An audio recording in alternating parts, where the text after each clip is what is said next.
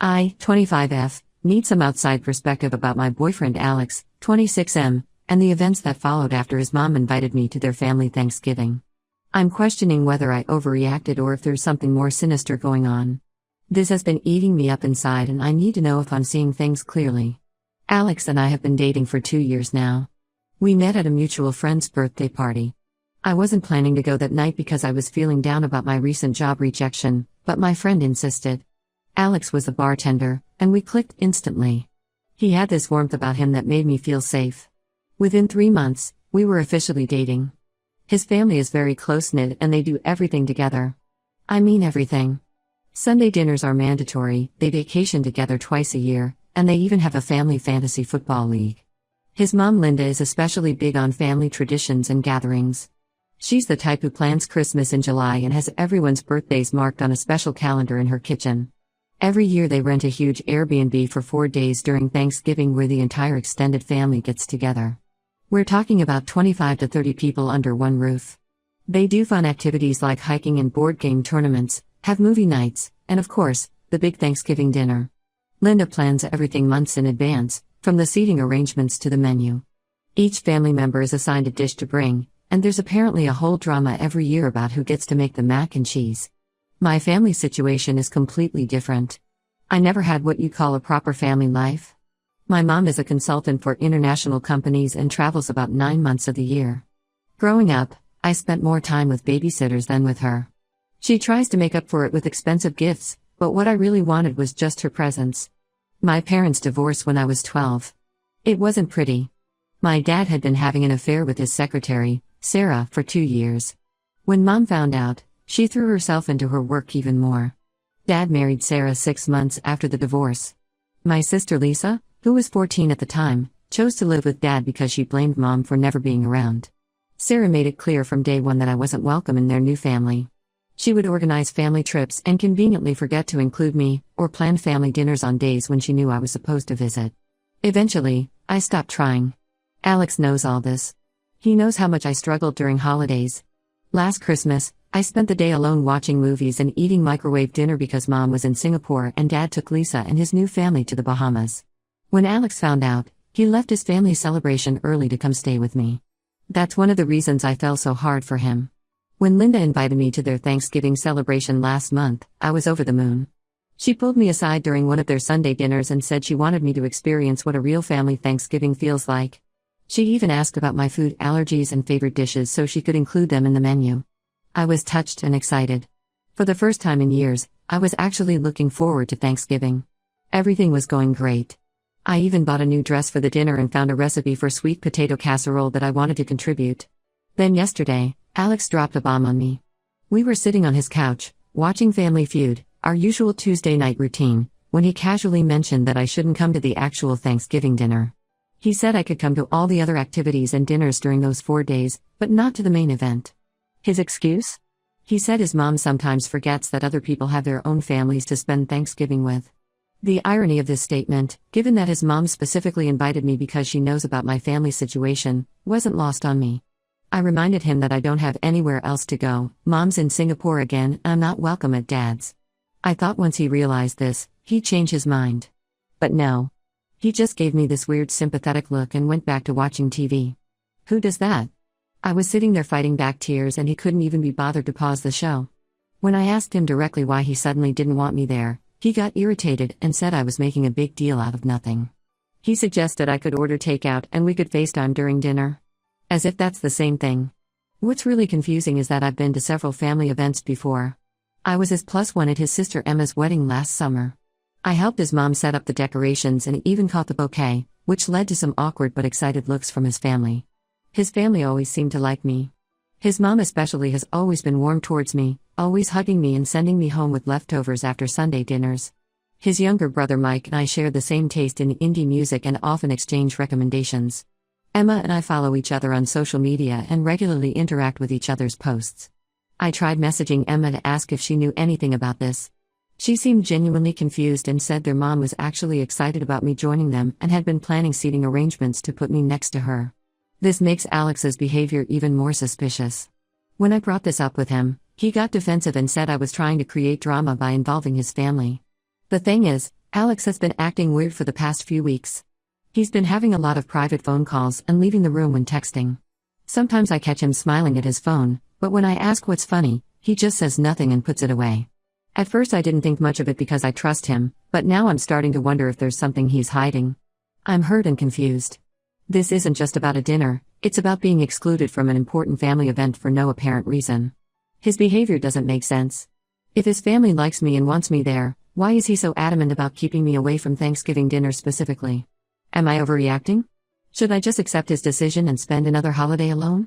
Any insight would be appreciated. Update 1. Thank you everyone for your support and advice on my last post. I was overwhelmed by the responses and many of you pointed out red flags that I had been ignoring. A lot has happened since then and I need to get it off my chest because I'm still trying to process everything. After my post, I tried to talk to Alex again about the Thanksgiving situation.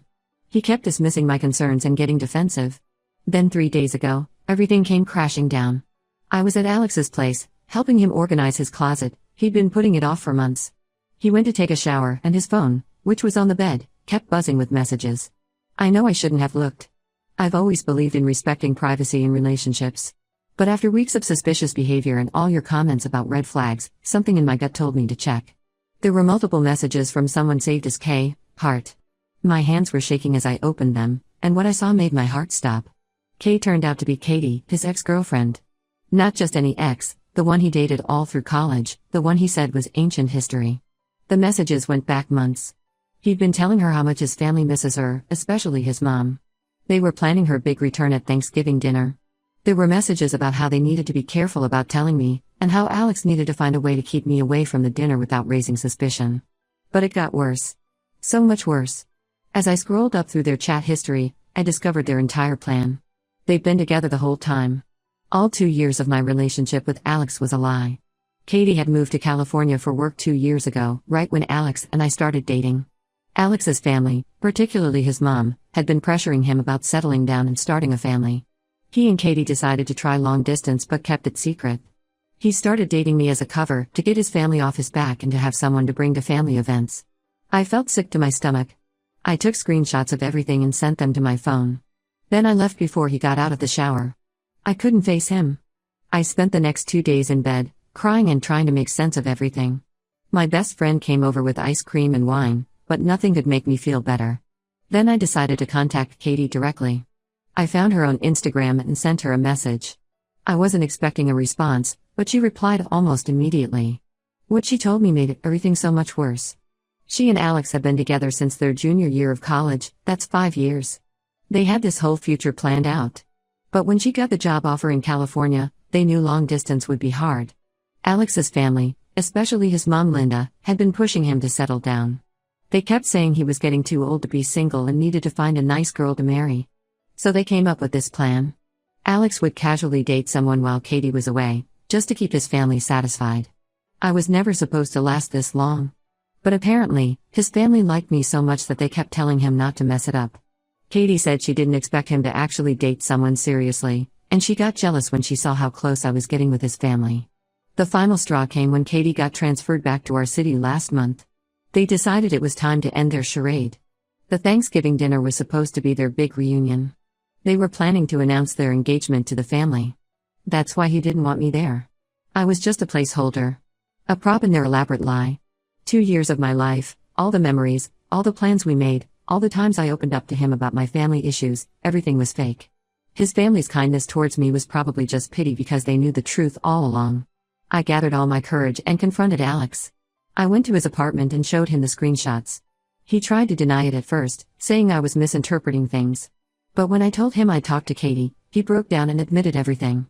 He said he never meant to hurt me, that he truly cared for me but just not in the same way he cared for Katie. He said I was amazing and he felt guilty every day. He was going to tell me after Thanksgiving. As if that makes it any better. I threw the key to his apartment at him and left. I blocked him everywhere and went completely no contact. His sister Emma tried reaching out to apologize, saying she had no idea about any of this. I don't know if I believe her. How could no one in his family know? They were all so close to Katie during college. Did they all just play along with this cruel game? I feel so stupid.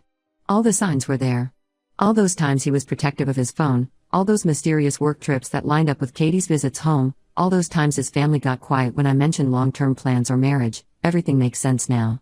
I was such a fool. I'm writing this from my best friend's apartment because I can't stand being in my own place right now.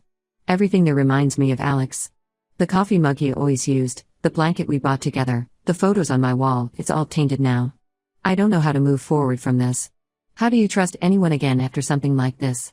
I'll update again if anything significant happens, but for now, I just need to figure out how to get through each day without falling apart. Update 2. Just when I thought things couldn't get more complicated, they did. A week after my last update, I received a long email from Linda, Alex's mom. I almost deleted it without reading, but the subject line, "The truth about Katie," caught my attention. What she revealed changed everything I thought I knew about this situation. The family did know about Katie, but not in the way I'd assumed. According to Linda, Katie and Alex's relationship was far from the perfect love story he painted. It was toxic from the start. Katie was manipulative and had cheated on Alex multiple times during college. She had a way of making Alex believe everything was his fault, that he was never good enough. Linda said she watched her confident, happy son turn into an anxious mess during those years. The family, especially Linda, was relieved when Katie moved to California. They thought Alex had finally broken free from her influence. He started going to therapy, rebuilt his self-confidence, and seemed happier than he'd been in years. When he introduced me to them, they were genuinely happy. Linda said I brought out a better side of Alex, one they hadn't seen since before Katie. Their welcome wasn't fake, they truly wanted me in their family. Emma's wedding seating chart had me at the family table because they already considered me family. They never knew about Alex's continued contact with Katie. They thought that chapter was firmly closed. But things took a dark turn a few months ago. Katie contacted Linda directly with a threat. During her relationship with Alex, she had discovered something about their family. Alex's dad had another family in another state. She had proof, photos, bank statements, birth certificates. Not only would this destroy their family's reputation, but it would also ruin Alex's dad's business. His company handles trust funds for wealthy clients, and a scandal like this would destroy him. Katie demanded the family's help in getting Alex back. If they refused, she'd expose everything. She wanted their blessing and support in announcing their engagement at Thanksgiving. She also demanded they distance themselves from me, especially Linda, who she felt was too motherly towards me. The family gave in to her blackmail. They had to pretend to welcome her back and find a way to uninvite me from Thanksgiving. Linda said she felt sick every time she had to pretend to be excited about Katie's return. The whole family was walking on eggshells, trying to protect their secret while watching Alex potentially ruin his life again. Linda apologized for not telling me sooner. She said she was ashamed of their cowardice, of choosing their reputation over doing the right thing. She also revealed that Alex had been struggling since I left. He's been drinking heavily and missed several days of work.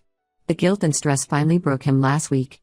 After a particularly bad drinking episode, he broke down and told Emma everything, his secret relationship with Katie, the lies he told me, and how Katie had been blackmailing his family. Emma, furious about being kept in the dark, convinced him to stand up to Katie. Alex finally reported her blackmail attempt to the police and told his mom to tell me everything. The email ended with Linda begging me not to judge their family too harshly. She said they were all victims of Katie's manipulation, but they also knew they'd handled everything wrong. They should have been honest with me from the start. I spent days processing this information. Yes, Alex was wrong to hide things from me and lie for 2 years. Yes, he should have trusted me enough to tell me the truth. But he was also a victim of Katie's manipulation.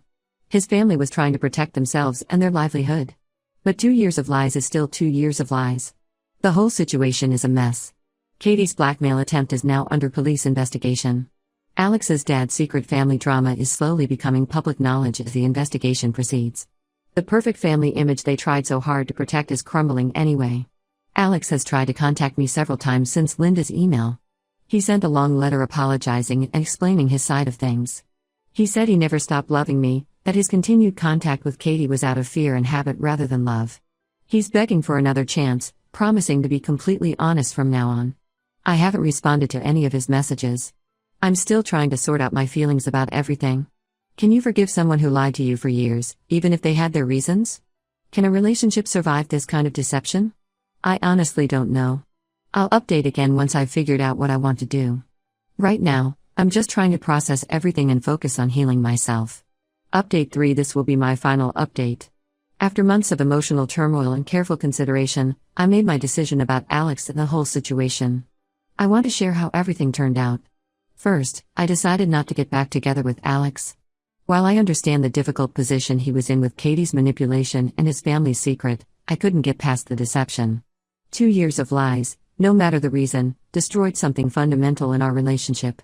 Trust, once broken like that, is nearly impossible to rebuild. The aftermath of everything has been intense. The police investigation into Katie revealed she had been blackmailing several other people too. Apparently, she made a habit of collecting dirt on people during college and using it later for manipulation. She's facing serious charges now, not just for blackmail but also for fraud and harassment of other victims who came forward. Alex's family is dealing with their own fallout. His dad's other family has come forward publicly. Turns out he has 3 kids with another woman, the youngest is only 8 years old. The scandal hit exactly as Katie threatened it would. Linda filed for divorce after discovering the affair had been going on for over a decade. Alex's dad's business is struggling as clients pull their accounts. The famous family Thanksgiving tradition, along with most of their other family gatherings, has been cancelled indefinitely. Emma reached out to me last week. She said everything has fallen apart. Their mom moved in with her temporarily and barely leaves her room. Their dad is trying to damage control with his business but it's not working. Mike dropped out of college because they can't afford the tuition anymore. The perfect family image they tried so desperately to protect is gone. Alex has tried to contact me several times. He's in therapy now, dealing with his issues from the toxic relationship with Katie and his family's collapse. He sent me a letter saying he understands why I can't be with him but he'll always regret losing me. Part of me will always care for him. You can't just switch off feelings after 2 years, but I've moved on. I couldn't stay in our old apartment with all those memories, so I found a new place across town. I also switched jobs to avoid running into Alex at the coffee shop near our old offices. The fresh start has been good for me.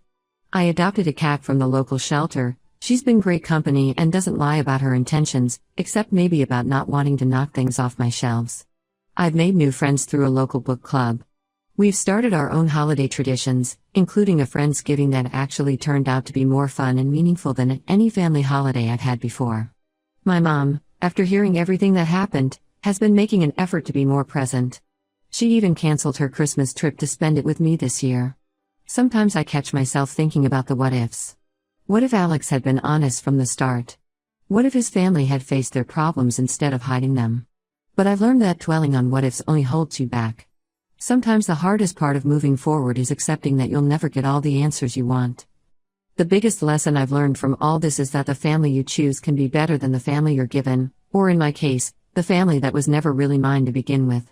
I'm creating my own traditions now, building relationships based on honesty rather than appearances. To everyone who supported me through this journey, thank you. Your comments helped me stay strong when I wanted to give in, when the loneliness felt overwhelming. I'm in a better place now. And while it's not the happy ending I once imagined with Alex, it's the right ending for me. Life isn't about finding the perfect family or relationship, it's about being true to yourself and not settling for lies, no matter how beautifully packaged they might be.